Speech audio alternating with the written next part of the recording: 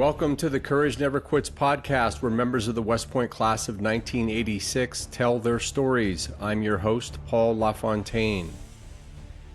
My guest today is Richard Pascoe, Cullum number 43547. We'll hear about Rich's journey from a last-minute admission at the Academy to his success in the Army and in industry. As always, the views expressed in this podcast are those of the participants, not of West Point, the Army, or any other government organization, most particularly the Friends of Alpha Company, 2nd Regiment of U.S. Artillery. Now to the interview with Rich. Rich Pascoe, welcome to the podcast. Thanks, Paul. I'm glad to be here. And I should say welcome to you as well to South Carolina. You're now part of the Low Country Mafia, along with several of us here that have moved more recently. I moved to the Low Country just to be closer to you, Rich. You know that. You're like a bug lamp for crazy, and here comes the crazy. It's a great place to be. So glad you're here. It's fantastic. So let's start with the hard-hitting stuff. West Point obstacle course. When you did it, how did you practice it? Did you practice it? Did you use your natural talents to just knock it down? Or how did you approach the West Point obstacle course? Well, I think, it's funny you raised that question, because I think I coughed up some contents from the old, Hayes Gym out of my lungs last week. Just last week. Thinking back, just last week, a piece of dust came up from the obstacle course, like the OC hack, I think we called it at the time. I was, I think one of the more fortunate ones to have as a plebe, an upperclassman by the name of Dan O'Keefe, who was like a indoor obstacle course guru. This guy was incredible, and he would take us out and practice nonstop as plebes to master that thing. And so I had a pretty good run at it. And the time that I was there, the 4 years I was there, I don't think I ever finished much below like a 240, 245. I would say my biggest challenge on the obstacle course was that forward roll you had to do after you came off the balance beam. Because I'm not very gifted when it comes to to the gymnastics side of the equation, but the rest of it came pretty easily to me. Best idea, our best advice I ever got was one of our yearling minders said, "You guys have to practice the obstacle course." So the specific part that I was uncomfortable with was the bars, where you had to skip across the bars. Yeah. And I practiced that over and over and over again, so it allowed me to make it through. But for those of you at home who don't know what the West Point obstacle course is, you can go online. Actually, there was recently a video showing a cadet setting the record. And just watching it gave me that hack, which has to keeping up on. Yeah, this is kind of part of the landscape there. I visited West Point not that long ago and did a tour of the new facilities there at the old Arvin Gym. I guess when we were there, has clearly been upgraded substantially since our time at the Academy. And they refer to that area as I think the Military Movement Center, which is a fancy word now for what we would refer to as gymnastics or gymspastics, which I did not excel at by any stretch of the imagination. I can't honestly say that I ever made a movement in that gym that resembled anything military, but, I guess maybe the cadets today have a better go of it than we did. But I love how they've upgraded the terminology. So it's the military movement, where for us, it was just run as much as you could and hack out your lungs, Exactly. We were much more simple back then. Well, let's talk about your Cullum number. You've got a good one, 43573. That's your Cullum number. What's the strangest thing you've ever used your Cullum number for? If anything. I don't know that I've ever used my Cullum number for anything other than to sign into the AOG website to, donate some money. But at the end of the day, it's something that I really haven't had to utilize all that much. Thank goodness, because I'm not good at remembering numbers. I wasn't good with numbers at West Point to begin with. I was a rock math guy. So thank God I didn't have to really do anything with that number in my time as a cadet. Yeah, well, we're on a mission here to revive the Cullum number as an active concept in this podcast. But so let me give you some information about what the Academy did for you. If you go to numerology, 573, which is your Cullum number, means that you what the Academy downloaded into you at graduation was your love of freedom, adventure, and change, the pursuit of knowledge, and optimism. This was all embedded in your Cullum number. That's awesome. I You didn't got a know pretty good that, but package there, well, I like that. Yeah, right? I need to figure that one out. So yeah, Well, wait, thanks. right at graduation, if you didn't feel like you had those things, and suddenly you really felt that hat going in the air, and so that's what it was. They downloaded that Cullum number into you, and off you went. Well, I'm happy to be able to reflect some of those qualities in my life, but not all of them, perhaps, but some of No, them. no, intermittently at different times. Well, I've been down to Yeah, just your place in Charleston. It's beautiful. You and Lou have set up a beautiful place there. Talk a little bit about your situation, your setup there, and what brought you back to South Carolina, where you're from. yeah. So grew up in South Carolina. My family's from here. My wife and I, Lou, you saw recently here at our place, as you mentioned. We made a choice a couple of years ago to buy a house or a place downtown Charleston that we would use as more of a second home to be closer to family. We were out in California at the time. And since that time, we've sort of migrated back to the East Coast, spent a little bit of time in Florida, um, finished up my last full-time role. I'm in what I'll call a semi-retired mode right now, still doing some work for companies, sitting on a couple of public company boards and the like.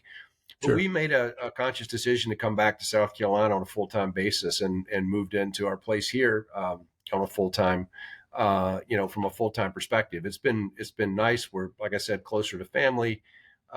We love the Low Country. As you know, it's beautiful down here. It has a lot to offer. And we just feel, very comfortable and at ease here in our home state. So we love it. It's fantastic. And children, how's the situation relative to children? Because you talked about Yeah. grandchildren at one point. Yeah, So yeah, we're moving right along. So our son lives out in Portland, Oregon. Having said that, he is thinking very carefully about moving back to the East Coast and the Carolinas specifically for a number of reasons, and we're encouraging that thought process. Our daughter, she's up in Raleigh, North Carolina. She and her hubby have a almost 9 month old little baby girl, Palmer Gray, who is named. My daughter loved the name Palmer for a girl, but Gray is our son's middle name, and that comes from West Point. I'm not a gray hog, but we really like the ring of it. So now that's being passed along from our son to our granddaughter as a that's middle great. name, and so it's pretty cool. She's a sweet baby, and it's nice being close enough to our daughter and granddaughter to be able to spend considerable time with them, which we have. Amazing. I know that not trying to force your kids to do anything, but you just kind of make little hints. Moving back down this way. You say things, to your Yeah. child. Like I say to my son, like you're a fool if you don't do it. Anyway, I'm not. I'm not as. I Well, was my club never didn't gift me with subtlety, so that's the problem. He gets it right bluntly on the forehead. we've been using a lot of arguments, including the financial. But I think the one that's going to win the day for him is he really wants to be closer to his little Palmer Gray. So Yeah, he wants to be closer and be a part of things and be the uncle that he is, but to be more active and involved in her life. And I think that's a great thing. I don't know about you. I grew up in a pretty tight knit family. We didn't do much, outside of family events and time together. And I think we've lost some of that, at least in our journey through life, having moved all over the country and lived in different places. And our kids, I think, are well adjusted on some level because of that. But on the other hand, I think they miss having that family connectivity. And I sure. think us moving back here has helped with that. And I think getting our son back here will just sort of round out that whole equation. So let's talk about Lou. So you guys knew each other in high school. Now, were you Yeah. So, romantic prior to West Point, or did that develop later? no. So Lou moved to my hometown of Spartanburg, South Carolina, which is in the Mhm. upstate, uh, in the 10th grade. And she and I started dating in the 11th grade. Little side note, one of our other classmates who quite well, Paul Groce, who has recently relocated back to South Carolina as well. He's about an hour and a half up the coast here in Pawleys Island. So Paul and I went to high school together along with Lou. So the three of us have known each other since our early days. Um, yeah, we dated in high school. I would say we dated as best we could off and on through, West Point years. We actually kind of drifted apart after graduation for about a year and a half, Okay. but rekindled that relationship after I got out of Officer Basic and moved into Georgia at Fort Stewart. And she was still in Spartanburg, South Carolina at the time. And from there, we were engaged, married in May of 1988, and just celebrated, an anniversary here recently. So we've Right. known each other and dated, married, collectively about 42 years, I think, all in. So I think we can safely say you're in the 2% club, I think so, right? or maybe 2.5% if you cut out a few of those little episodes Right. there. Well, But now yeah, for we're for definitely there. viewers at Yeah, home, there was many of us who showed up to West Point all had sweethearts back home, and we all were steadfast that the she or he, depending on the situation, was the one.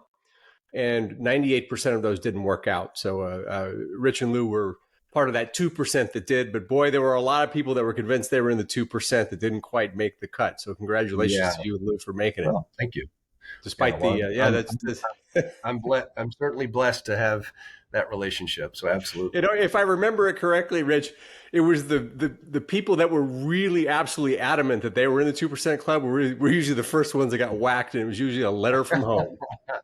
Yeah, and I think look, it's at the end of the day, I think it's pretty interesting. Our class in general. I obviously don't know everyone and their stories, but there's quite a few folks that have some long-term relationships. Maybe not 2%ers by the definition, but certainly I think a lot of folks have done Yeah, extremely well in our class and meeting the right person and making a life and a relationship. So hats off to all absolutely. of our comrades out there that have enjoyed the same kind of benefit and have been blessed by a good, strong marriage. Absolutely.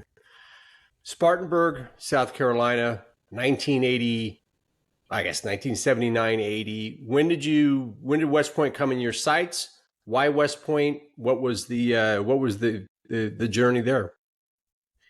Yeah, so it was well, I'll back up a little bit. So, my family's from the Carolinas, South Carolina specifically, some from Texas along the way, go back, several generations, all the way back to the Revolutionary War. You can trace our family back, and military service was a part of that history throughout, all of those years. And the person that influenced me the most, though, was my grandfather. He was, in fact, I've got his World War II photo and all of his Yeah, you medals do. from World War II That's right. He's hanging up on on. your You've wall. seen those here in my home, near and dear Right. to me. But he was my hero, right? He was eighth grade educated kid from Texas that lied about his age, joined the army at 16, and was over in the Pacific fighting as a 17-year-old enlisted person. And just being around him and he didn't talk about it much, but I knew about his service, and certainly he was very influential in that respect.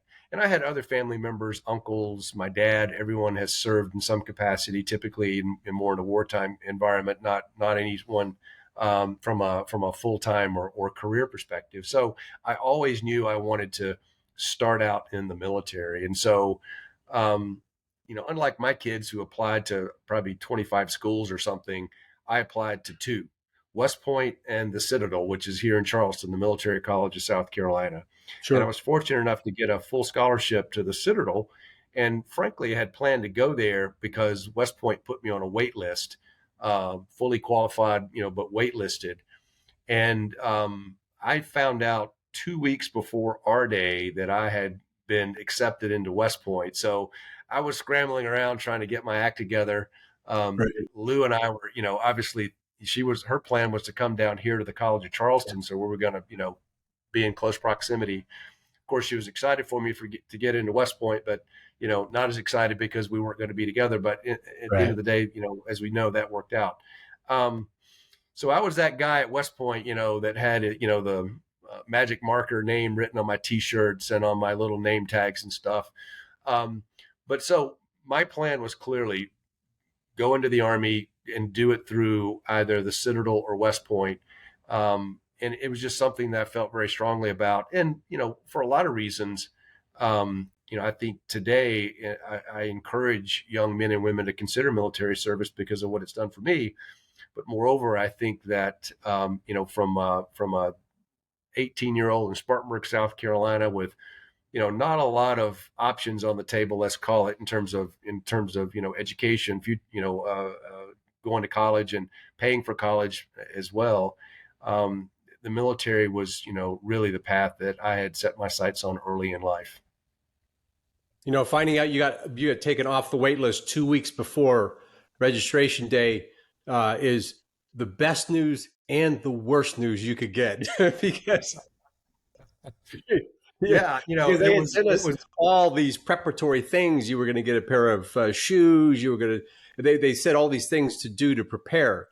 So some of us, I didn't. I was even in worse shape than you, Rich, because I had the list and I didn't do it. So I was as prepared as you were, but so well, I think it was a failure on my part. as I recall, the most difficult thing to do in that span of time was to open up my bank account at Marine Midland Bank, if you remember those guys, Oh, right there in Highland Falls. And those were good this was all days. obviously pre-internet. Everything had to be done by telephone and mail and the like. So yeah, I scrambled around, but made it work and showed up and managed to graduate. I like to say I barely got in and I barely got out of West Point, but all is good. And what did you end up studying at the academy? So, if you recall, we were able to, quote unquote, major in something then, they had a little more flexibility. So I actually majored in leadership studies. That's my, my chosen program. I referenced earlier, math was not my strong suit. I mean, I did well enough, in high school and SATs and the like to make it work, but, Sure. not my strong suit, not my happy place. That's just not, how I'm wired. Really enjoyed my courses, through the Department of BSNL, and leadership was available to me, and I think it's helped me tremendously, as I think about my military career, short as it was, and more importantly, what I've been doing, in the civilian world for the last 30 plus years.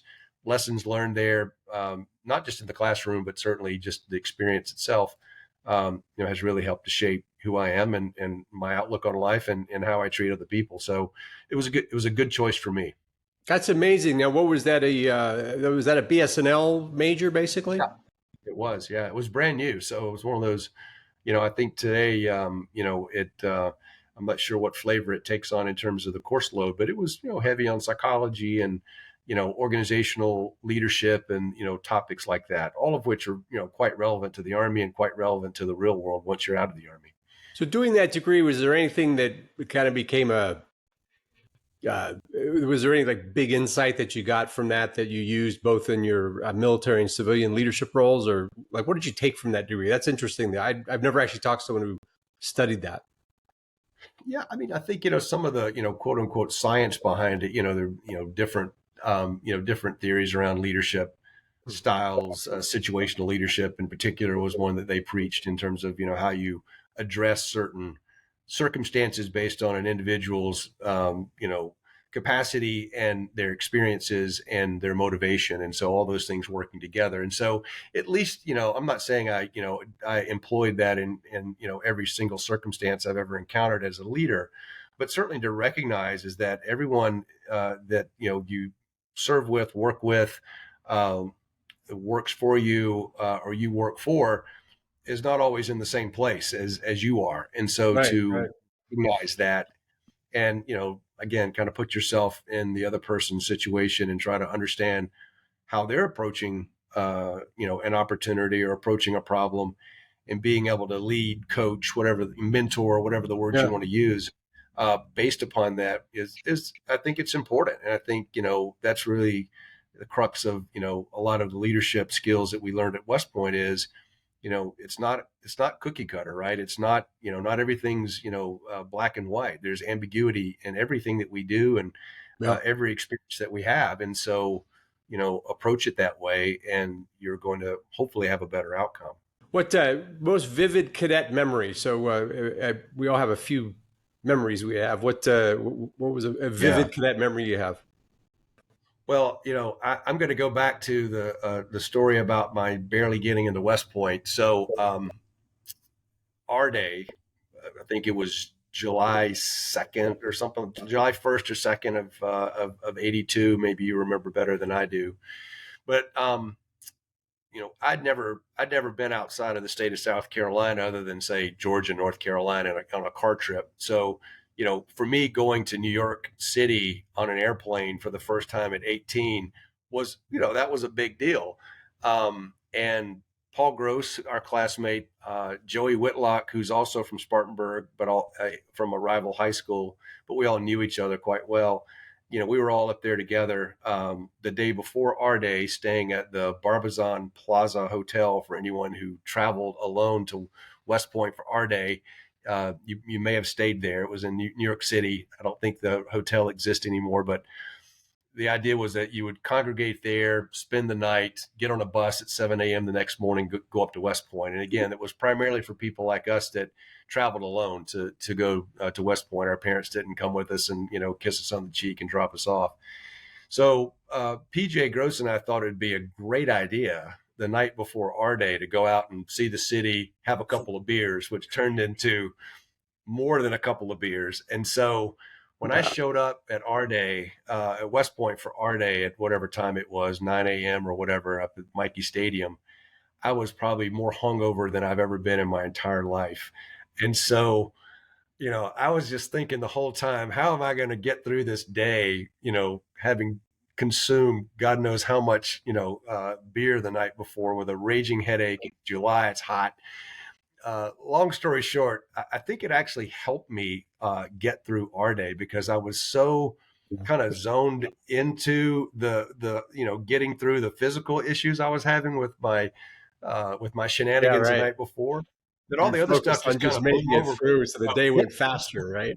And so, and I hate to share that as my most vivid memory. Or I Right. had lots of great ones. Don't get me wrong, but I can tell you that was, for me, that was probably one of the most memorable times. And PJ and I still laugh about it.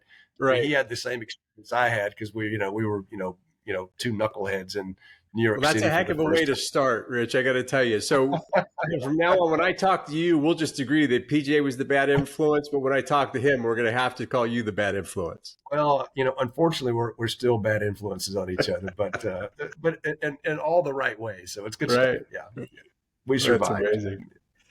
Yeah. Leadership, it was your major. You had a heck of a start there. Talk about when did, and you went artillery. Uh, That's right. because we served together. So we'll talk about all that in a second. But when was it that you knew artillery was your branch? What point did you say that's where I'm headed? I knew I wanted to go combat arms, specifically infantry artillery. I narrowed it down to two right out of the gate. I knew I wouldn't have a snowball's chance in hell of making, engineers, for example. And I mean, God bless all the tankers out there. That just wasn't something I was interested in doing. And some of that was, based on experiences we had previously during our Buckner years and, having some exposure to the real Army, let's call it. So it was infantry artillery. And, I was also playing the first, your first post game too. Like I wanted to be somewhere in a heavy mech division in the Southeast. I did not want to be at Fort Polk, as an example. Right. So I knew if I, went infantry, I might, have fewer opportunities to get an assignment, my first duty assignment in a place that I really wanted to be.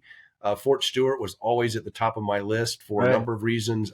It's coastal city. It's closer to, my family. It was closer to at the time to Lou, who we were still in relationship with, Uh-huh. even though we were far apart.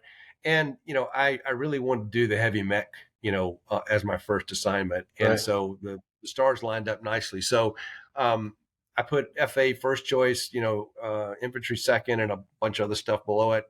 But my grades were good enough, and my class standing was good enough that I knew I would get, my first choice there. So Right. Right. artillery rolled up, and then when we got to select our first assignment, duty assignment, I had, some nice choices there as well.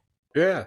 Fort Stewart, and we served together at Fort Stewart. That was my first duty Yeah. assignment as well. So, um, What so at the because artillery officers take different FSO. You have each of you have a different path. What was your path when you got there? Yeah, so I after the requisite schools, I got to Fort Stewart in the spring of 1987, Uh-huh. and I was initially assigned as a fire support officer, for a battalion, infantry battalion, and so I spent almost all of my time in fire support while I was, stationed at Fort Stewart. Initially with the 135 artillery, it was Yeah. redesignated to the 141.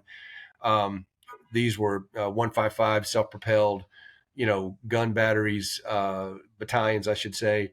But I really made an effort to stay over on the fire support side of the equation as long as I could. I was a battery XO for a short while, but when we got deployed over to the Gulf, I went back into fire support, and that's where I, stayed until I came back from Desert Storm and was able to resign my commission and move on. And ironically, after I got off active duty, joined the National Guard in North Carolina, and You did. immediately was Okay. put immediately put into a battery command of an 8-inch howitzer battery up in outside of Raleigh, North Carolina. So I got to get my gun time in as a National Guardsman, and I Sure. enjoyed that thoroughly as well. But I really enjoyed being out with the infantry guys, and as a fire support officer, I felt like you really got exposed to quite a bit. Not just your own artillery battalion, but the maneuver guys, the aviation guys. You coordinated with the Air Force guys, and so it was a pretty complex and fulfilling role to play. In as a lieutenant and captain. Now, Desert Storm, you were recognized for performance in Desert Storm, which is fantastic. What were you doing over there in Desert Storm? Kind of what was going on over there for you in the big sandbox? Yeah, so I'm not sure about yourself. I was promoted in November of 1990 during Desert Shield, from first lieutenant to captain, and so with that, I had left the battalion assistant S3 role that I was in shortly for a short period of time, and stepped back into a brigade fire support officer role.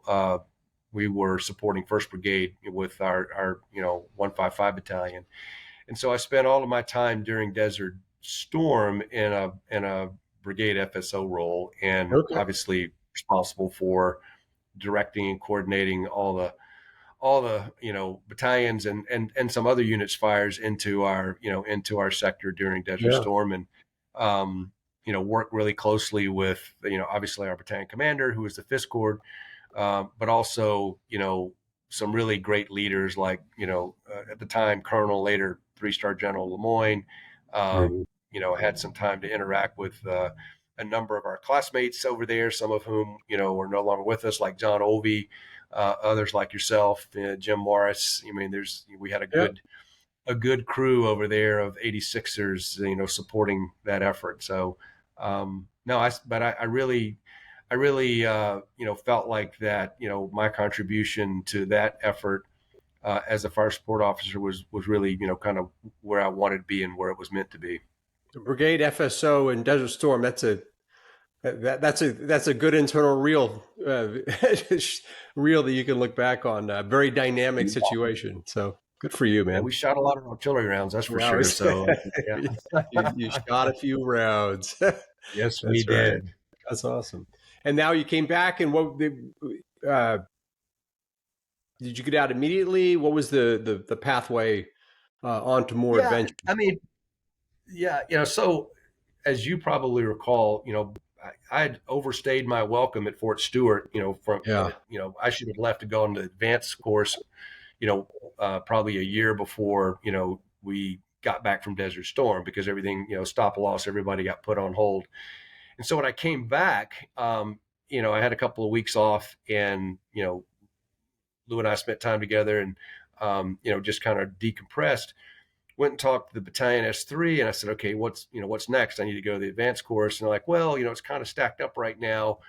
So how about this? We are going to send you to Korea on a 13-month unaccompanied tour as a Right. captain, and then you can go to the advanced course.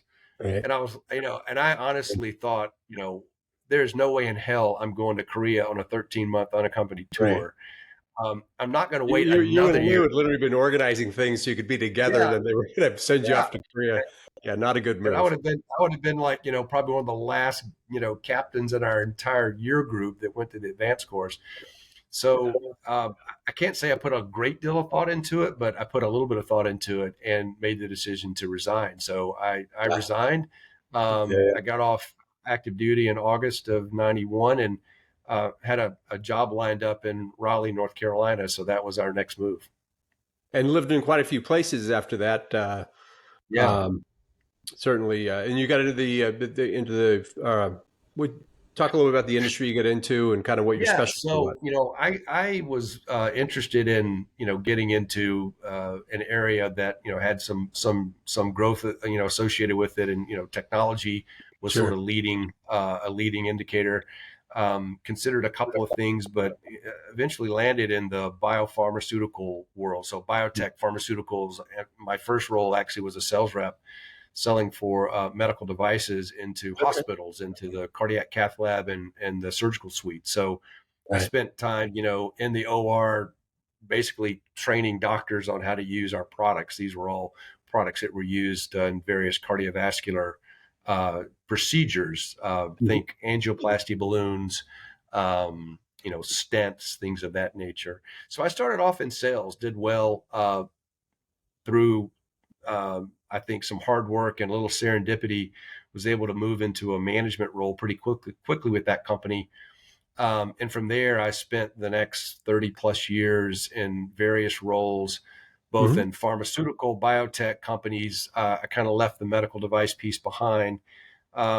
Sales, marketing, business development, Mhm. sort of culminating in leading, I think, well, four different publicly traded biotech companies and serving on the board of several others. And so um, that's been my journey after the Army, was really to do what I could do to establish myself and hopefully make a difference for people. Not Yeah. only folks that we work with, but the folks that we're helping with some products, drugs, and devices that I think can change people's lives. And I really been blessed in that way, because our industry is one where you can kind of bring altruism and commercialism, and merge those two worlds where you're doing good for people, and at the same time you're able to you know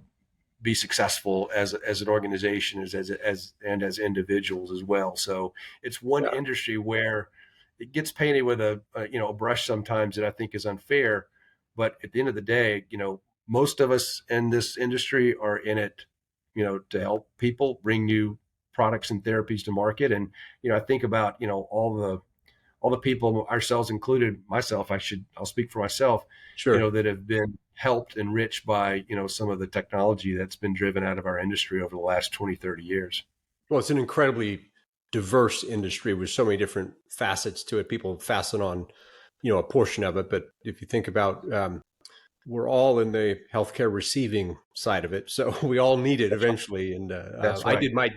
I did a turn in healthcare in one of my adventures, and at the end of the day, you're just helping many people through a very difficult times. So I was on Sure. the IT side of it, but yeah, no kidding. Well, And, great stuff. along the way, And who says just those to be, leadership classes didn't pay off in the long run? So yeah, well, I you think don't need too, look, math after all, do you, kids? no, what is it? The A students work for the C students kind of mentality. So that was always my approach. But no, I mean, like I said, I've been blessed. I mentioned earlier, I'm sort of semi-retired. I think um, I'm failing at retirement, like miserably failing at retirement. So, Yeah. little, a little teaser. I'm probably going to jump back into to a role here soon that lets me bring my experience to the table and lead an organization that's in desperate need of some There leadership. you So go. I'm looking forward to that. Yeah, it'll be There you fun. go. Yeah, picking it back up. Well, it's better than podcasting, so I'm sure you do okay. All right, Maybe we're a 60 little. years old. You're better than sit here podcasting. Although being an influencer does have its benefits. So we're 60 years old. Looking back, your 40-year-old self, 20 years back, you're the really the pinnacle of your acceleration in your career in biotech. What advice would you give a 40-year-old you? Yeah, I thought about this a little bit, figuring you would ask something of this nature. Um, I mean, look, there are a lot of things we could say, and a lot of them might be cliches that that folks are familiar with. The one thing that I really would advise my 40-year-old self is to do a better job before I turned 40 in Yeah, staying connected with people like yourself, our classmates, yeah, people that in our formative years and our teens and 20s that I still have good relationships with today. But that wasn't like organic in a sense. I mean, I don't know about you. I didn't go to a reunion, a Westport reunion, until I think our 15th or 20th, maybe. right. um, I kind of like put West Point in a box and stuck it under the Yeah. under the bed, not to pull it out for many years.